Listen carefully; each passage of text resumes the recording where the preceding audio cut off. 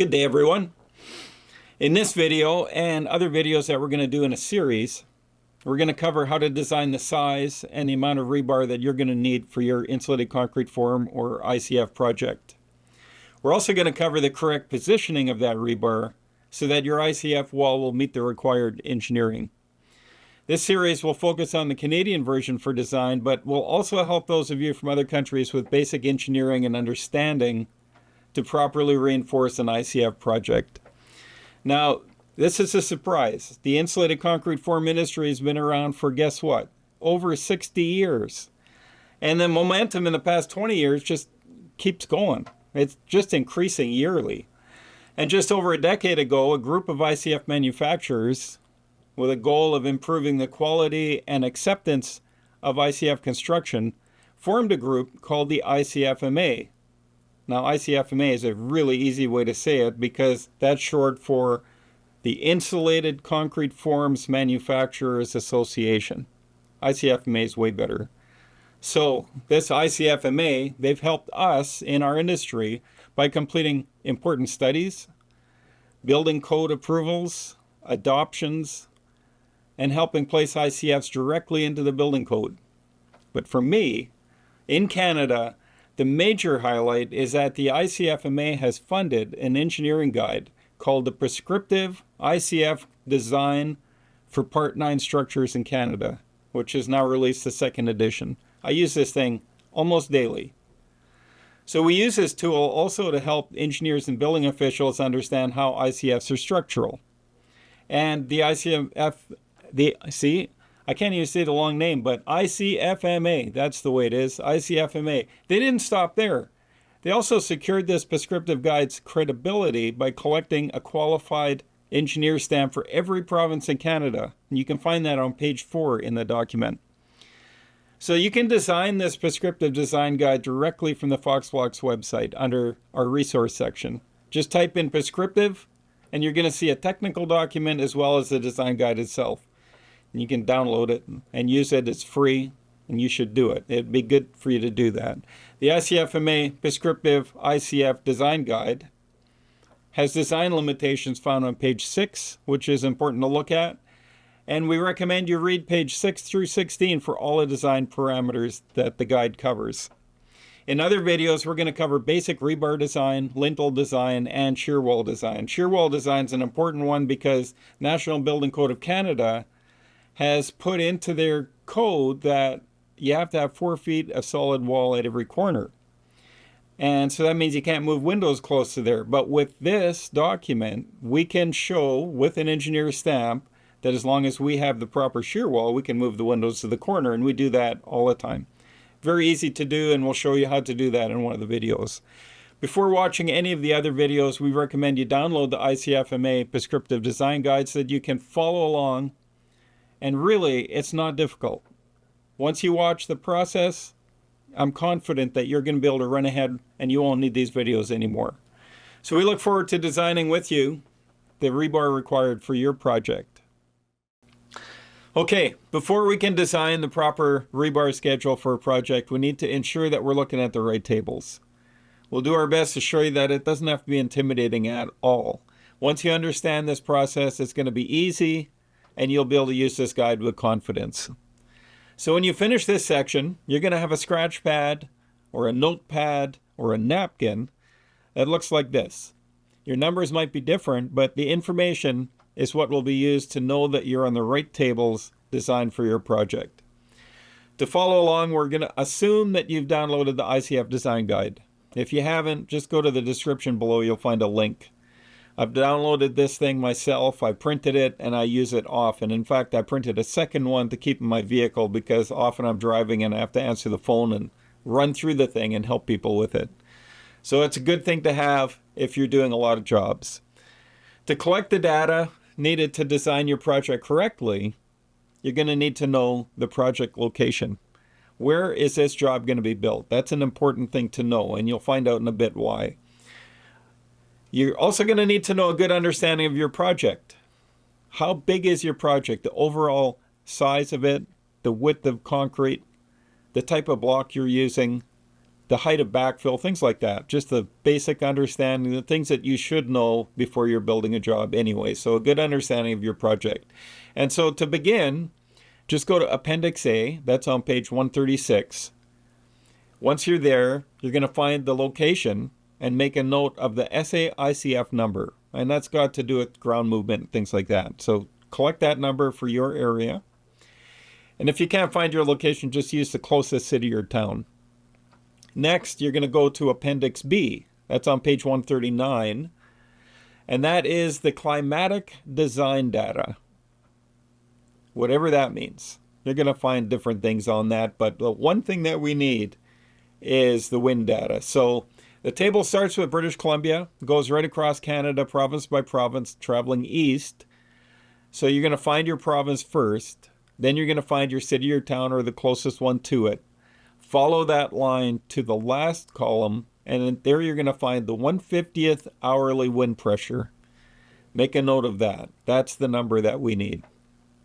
So once we've collected the SAICF and the wind number, you go to page 6 and 7 and read through the design parameters. This way you'll understand if your project actually fits and can use this guide for rebar design. And once you're confident that you can, we can move on and select the correct table. So we've made a few videos to help you with this, and that's what you'll go to next. So you'll have to choose below grade walls, is that what you're building? Or above grade walls, lintels, shear walls, and stair openings. Those are the ones we've made so far. We might make a few more after this, but that's what we have so far. So just go to the video that you need, and you'll be able to complete your design. In this section, we're going to cover below grade walls. But before we start, we recommend that you open up the ICFMA Prescriptive Design Manual, go to page 9, and read through section 5 in the design parameters. And then go to page 38, and you'll see detail A, and we use this to show that the wall height is measured from top of finished basement floor to underside of floor above. Below grade tables start on page 39, and you're going to find that there's 8 different tables. In those 8 different tables, you're going to find that one is designed for your project. Now, you've already collected the SAICF and the 1/50th wind pressure numbers, and to find the right table for below grade, you also need to know the following. Your tie spacing, 6-inch or 8-inch. Different brands of ICF use different spacing. Foxblox is 8-inch, so we're going to use 8-inch for these examples. Your wall height, remember, top of floor to bottom of floor. Your backfill height, which is also measured from top of basement floor. You can find that in 5.1.16 in the design parameters. And finally, your backfill equivalent fluid density. And this is where people get confused, and really it's not difficult. Really, it's not bad. Your backfill equivalent fluid density is the amount of pressure that's going to be placed against your foundation wall with the backfill. And it's pretty important to design your wall properly to hold back that pressure. So if you look at the notes below the table, you're going to see that if you have drained earth for backfill material, you can use the 2020 National Building Code of Canada, section 4.4.4.6, as seen here, which allows 480 kilograms per cubic meter or 30 pounds per cubic foot column. Now you'll find that's the first column in all of the tables. And the reason it's the first column is that's the minimum. That's going to have the least amount of pressure against the wall, and that means the least amount of rebar being used. So drained earth refers to soil or fill as designed or constructed to allow the passage of water through it. That prevents water accumulation around the structure's foundation. So if you're going to use soil that's not going to drain water, you'll need to move to the 720, 960, or 1200 kilogram per cubic meter columns. That's the same as 45, 60, or 75 pounds per cubic foot. I'll typically look at all fluid density columns to get a good understanding of rebar requirements, and in many cases, the 487 and 720 columns use the same rebar, and the 960 and 1200 columns use the same rebar. Not always, but most commonly that's the way it is. So design parameter 1.10 on page 7 shows the calculation for this fluid density. So just think, of the 480 kilograms per cubic meter as sandy drainable soil and the 1200 kilogram per cubic meter as the worst case non-draining heavy clay. And then you'll be able to find in between that where you'd fit. Okay, so we should now be ready to read the chart and establish rebar requirements for our below grade walls. I'm going to use, for this example, I'm going to use an SA ICF number of 0.15. I'm going to use the 1/50th wind pressure number of 0.42. I'll use this cross section with an 8-inch concrete width. The height is 9 foot, measured from top of basement floor. Backfill height is 7 foot, also measured from top of basement floor. The backfill equivalent fluid density is going to be 960 kilograms per cubic meter, or 60 pounds per square foot, because I think I'm going to have a lot of clay in that area, so that's what I'm going to calculate. I'll need to use table B22 on page 46, and the way I find that is across the top of that table you're going to see how the numbers line up with your wind pressure and your SA ICF number. So now while we're on this table, you find the wall height on the left-hand column, and here we're going to use 9 foot.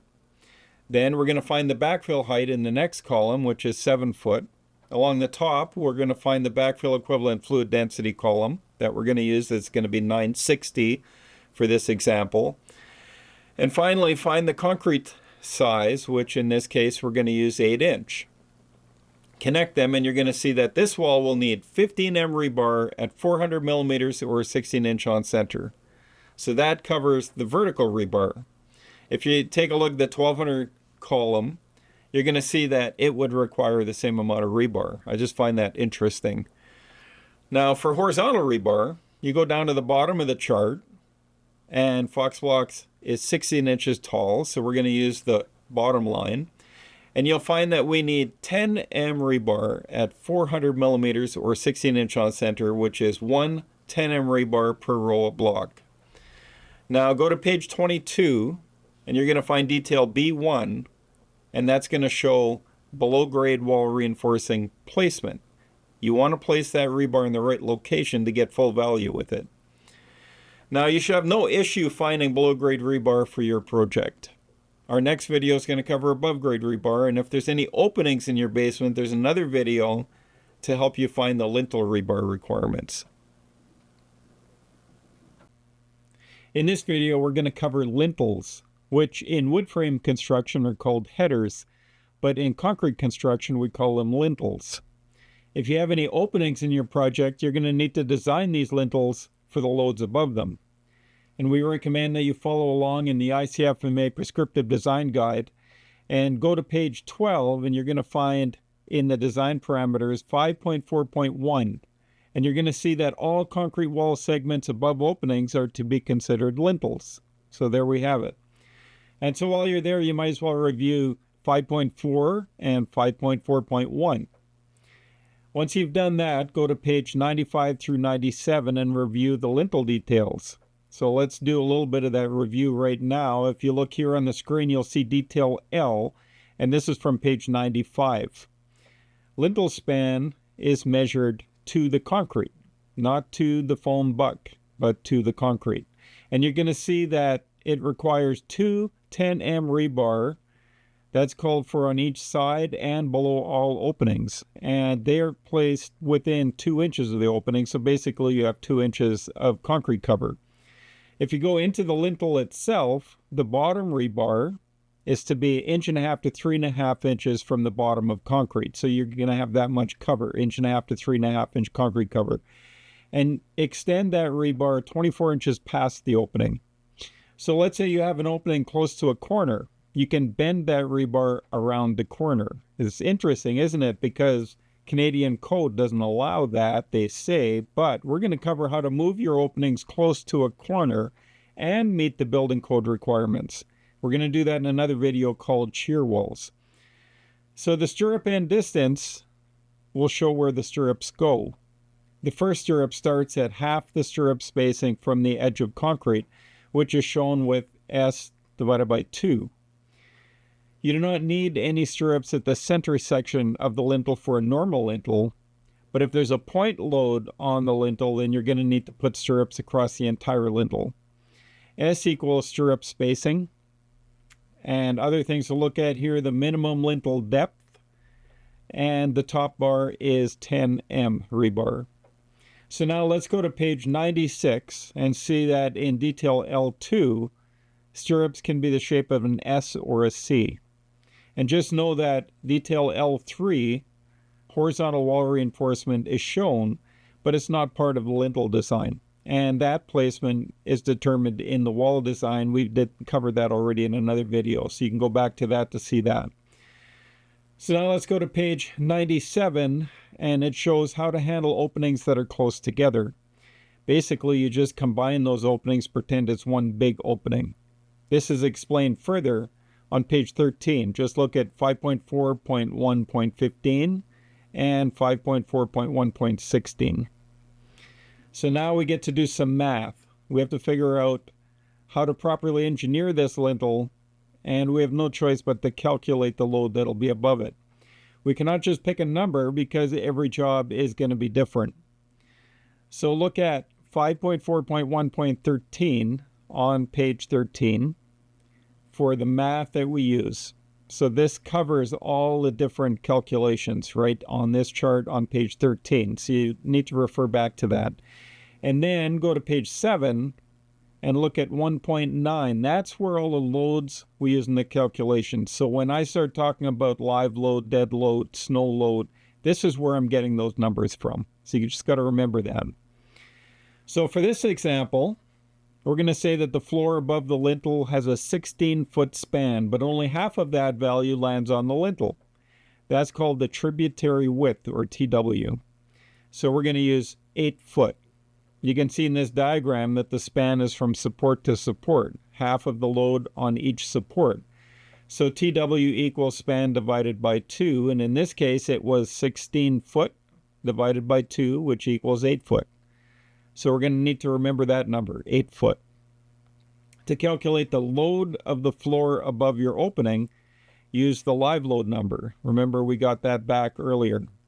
And that's going to be 40 pounds, plus the dead load number, which is 15 pounds, for a total of 55 pounds.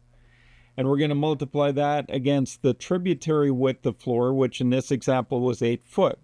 Put those together, and you're going to have 440 pounds per foot. Let's remember that number. So we'll say that the roof has a 32-foot span, but only half of that value lands on the lintel. There's that tributary width again. So we'll use 16 foot. The roof snow load is 84 pounds per square foot, and the roof dead load is 15 pounds per square foot. So 84 plus 15 equals 99 pounds per square foot, times that 16-foot tributary width, and that equals 1,584 pounds per foot. So if the floor was 440 pounds per foot and the roof is 1,584 pounds per foot, add them together and you're going to have 2,024 pounds per foot, which is your uniformly distributed load. Got to remember that. This is the number we'll use in the charts.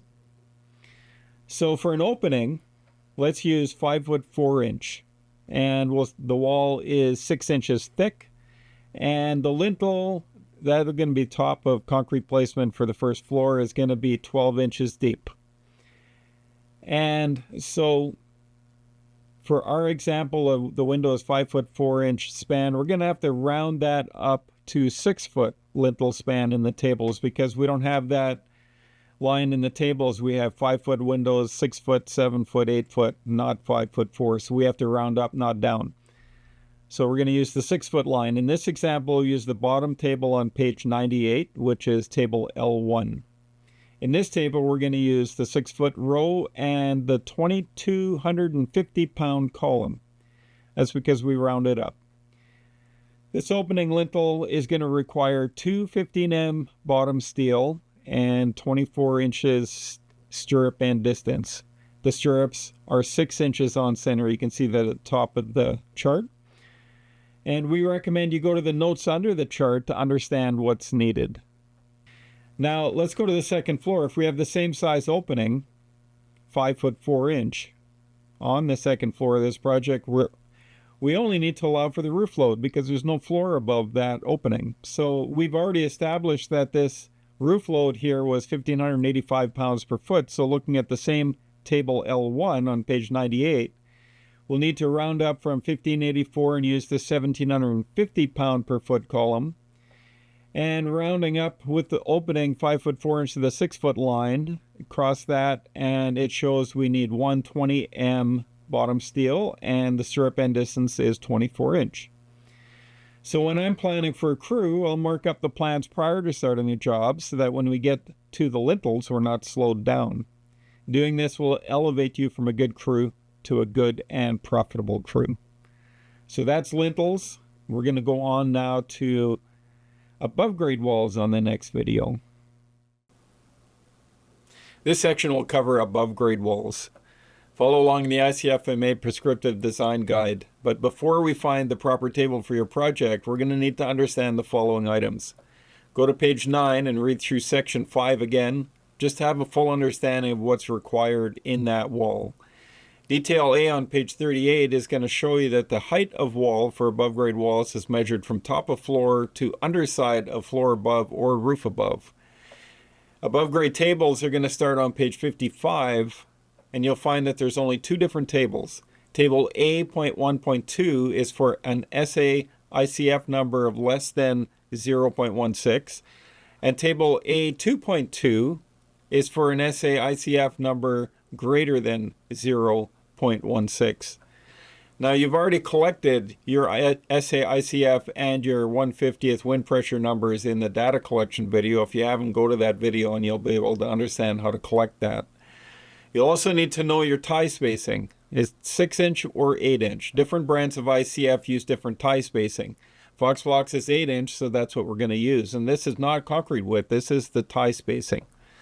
So finally, your wall height. Remember, top of floor to bottom of floor or roof. Okay, we should now be ready to read the chart and establish the rebar requirements for above grade walls. For this example, I'm going to use an SAICF number of 0.15, and I'll use a 1/50th wind pressure number of 0.42. I'll use this cross section with a 6 inch concrete core and a wall height of 9 foot. And for this, we're going to have to use table A1.2 on page 56. And we'll know this because the table lines up with our SAICF number, our 1/50th wind pressure number, and the proper tie spacing. You see that all on the top of the chart there. So find the wall height in the left-hand column under the correct 1/50th wind pressure number.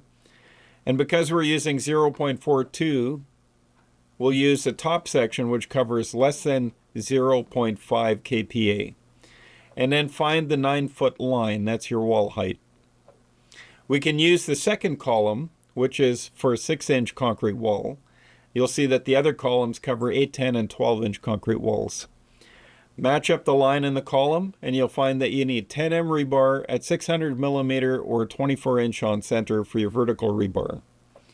For horizontal rebar, we go down to the bottom of the chart, and because Fox Blocks is 16 inches tall, we're going to use the last line.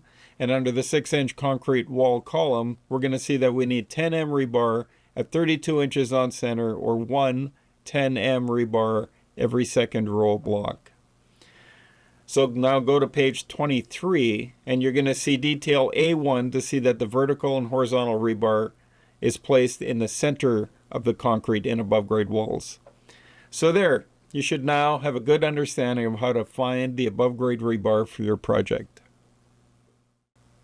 This section will cover shear walls and how proper design can allow you to move openings closer than 4 foot to a corner. Shear walls are important and found in all areas of construction. They are specifically engineered wall segments designed to withstand horizontal forces, ensuring that the building remains upright and structurally sound even in strong winds or earthquakes. We see many examples on social media of wood frame houses falling over in the wind, and in almost every case you're going to see that the builder had not applied much shear strength. For wood frame homes, shear strength is simply sheathing and correct fastener pattern. This is all in the building code, and contractors who have been properly trained typically never have an issue because they understand proper design. In this video, we will help you understand how to design your ICF walls with the proper shear strength so your home will stand for generations. Follow along in the ICFMA Prescriptive Design Guide. You can find a link to it down below. But before we find the proper table for your project, we'll need to understand the following things. First, go to page 11 and read through the shear wall section 5.2.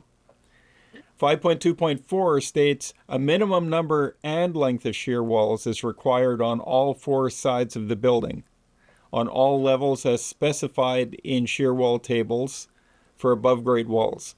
This is to replace the requirement for 100 millimeter or 4 foot long segments at each corner in exterior walls as specified in the National Building Code of Canada 9.20.17.2 and 9.20.17.4. Yeah. Notice at the beginning of 5.2.4 it says all four sides of the building. That means your building can be perfectly square, a rectangle, or full of jogs and many corners, but it still has four sides. Just think northeast, west, south. Each building has four sides. They don't have to face those directions, but picture it with four sides. Each of these sides will require shear strength, and the charts we go through will help us determine that number. So the second part of 5.2.4 says that this is to replace your requirements of the National Building Code. Now, of course, you can just ignore this video and simply follow the National Building Code of Canada as long as you have no openings within 4 feet of the corner. The third part of 5.2.4 shows which tables to use based on the overall building footprint. If you have an opening closer than 4 foot to a corner, we'll need to prove that we have enough shear wall segment on that side of the building. We need to find the color to use in order to find the correct table. Pages 27 through 35 have many different options. Just find the one that fits your build the best. For this example, I'll have an opening less than 4 foot to a corner. It'll be a one-story ICF home with a basement. This means I'll use detail A.7.1 on page 27, and the color will be red. We'll have to make a note of this. Notice it does not show a basement. That's because basements are not required to have shear walls except for where the shear walls are on the floors above, as stated in 5.2.5. The main floor shear wall will need to continue down to the bottom of the basement wall. In those cases, you cannot have a basement window or door within that shear wall segment. So shear wall tables are from page 59 through 94. And notice that this is the largest section of the guide. It's a pretty important section. To find the correct table, we need to know the overall building footprint, the SA ICF number, and the 1/50th wind pressure number. We covered those two in a previous section. But to refresh, you can go find those in the Appendix A and B found on pages 136 through 165. I'll use a 2,200 square foot footprint. It'll be a 6-inch wall that's 9 foot tall, an SA ICF number of 0.15, and an hourly wind pressure number of 0.42. So that should cover what we need. Now I can go to page 68 and we'll find table A.3.2400. We first see that this table has a red section to match our color. So that's good. Up in the top header, you're going to look for these four things. The SAICF number is less than 0.16. Well, we're 0.15, so this is correct. The 1/50th wind pressure is less than 0.5. We're 0.42, so this is correct. And as for a basement without a walkout, we don't have a walkout, so that's correct. And the building area is less than 2,400 square foot. We're 20. Let's go to the red section. We'll find which line to use. We're a 9 foot tall wall, so we'll use the second line down.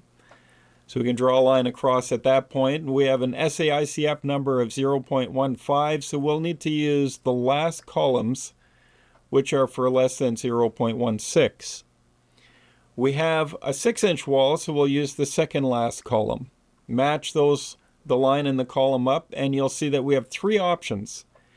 If we need to move an opening closer than 4 foot to a corner, we'll need to use either one solid wall segment of 7 foot 4 inch in length, or we can have two solid wall segments 3 foot 8 inch in length, or we can have three solid wall segments 2 foot 9 inch in length.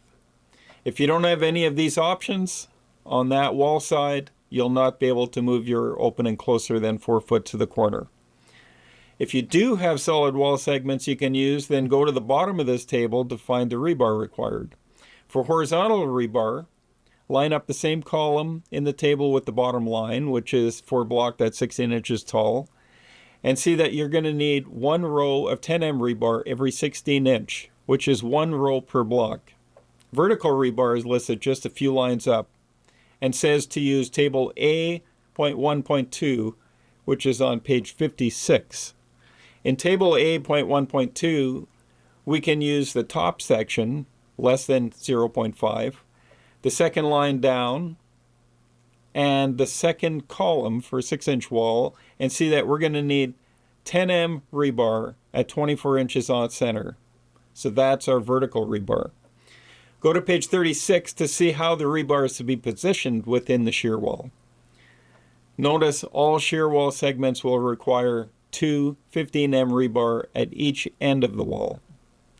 And finally, on page 37, you're going to see how you need 52-inch dowels into the wall below, and on page 11, 5.2.5 states that you'll need shear wall below to match the shear walls above.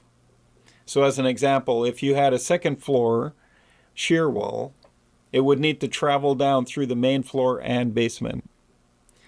Okay, so that covers shear walls. Pre-planning is always best.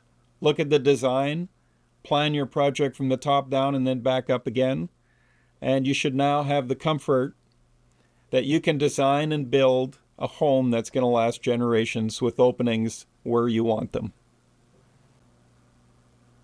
In this section, we're going to cover stair openings. If you have a stair opening that travels along an exterior wall, that section of wall is no longer laterally supported and will require additional rebar to meet the engineering requirements. This is not a difficult task, and we'll walk you through the process. Just follow along in the ICFMA Prescriptive Design Guide. Start by going to page 13 and read through section 5.5, that's stair openings, and that continues on page 14. Once you've read that, go to page 123, and you'll find table A12 for above grade walls. At the top right, you can see that this table works for projects with an SAICF number less than 0.79 and an hourly wind pressure less than 1.05. To use table A12, find your wall thickness in the first column. The maximum length of unsupported wall is in the second column, and if you exceed that, you're going to need local engineering for your job. But if you fall within that, we can move on. So you go to the next column, the third column, and you'll find your block height. Once you have all that, now you have three choices. Find the column that meets your SAICF and wind pressure numbers. In the other videos, I use an SAICF number of 0.15 and a 1/50th wind pressure number of 0.45. In this case, both of those would work with the fourth column, and that would let me know that I need 15M rebar at 16 inch on center for my horizontal rebar. Read all notes below the chart for a full understanding of the rebar placement, etc. Vertical rebar within that stair wall length remains the same as the rest of the above grade walls. Additional rebar will be required on either side of the stair wall opening, and for this we go to page 125 and find table A13. This table will show us the vertical rebar spacing that's required for the 4 foot of wall on either side of the stair opening. The first column shows the rebar spacing being used for all of the laterally supported walls. That's all of your above grade wall rebar that we already did this in our other videos, so you just go back to that for a refresher if you need to understand that. The line at the top shows the stair wall opening length. Match the two up and you'll know your vertical rebar. And that rebar is for those 4 foot sections of wall on either side of the opening. So as an example, if our vertical wall rebar is 24 inches on center and our opening length is 13 foot, we would need to have vertical rebar spaced at 9 inches on center within the 4 foot of wall on either side of the stair opening. Now, just a note, if your stair opening is right at a corner, that 4 foot would wrap around the corner, so you still have to do it. Okay, if you're doing below grade walls with a stair running along that exterior wall, use table B5 on page 124. Look through the numbers at the top of the chart. You'll need to be less than SAICF 0.7 and less than an hourly 1/50th wind pressure number of 1.05. Also notice this chart is based on a backfill equivalent fluid density of 480 kilograms per cubic meter or 30 pounds per cubic foot. If your soil does not meet this, you're going to have to haul soil in for this section of wall. And remember, when we did the below grade wall videos, this is called drained earth, which is free draining soil, and that was found in the National Building Code of Canada. Table B5 is also very easy to use. You just find your wall thickness in the first column, your block height in the second column, and if you're less than an SAICF number of 0.11, use the top section of the table, and if you're less than SAICF 0.31, use the bottom section of the table. Next, you find the maximum length of stair opening column, match the numbers, and you'll have your answer. If the space in table B5 is blank, you will need a professional engineering to design your project. Read through all the notes below the table and understand all the rebar placement, etc. And then, even with the basement, you have to do the same thing. You go to table A13 and do the same calculations we did for the above grade walls. As an example, if our vertical wall rebar was 16 inches on center for the basement and the stair opening length is 13 foot, we would need to have vertical rebar space at 6 inches on center within that 4 feet of wall on either side of the stair opening. Notice that in this example, if our opening was 15 foot, the rebar required cell is blank. And if it's blank, you're going to need a professional engineer to do your design for you. So that covers stair openings. Hopefully that helps.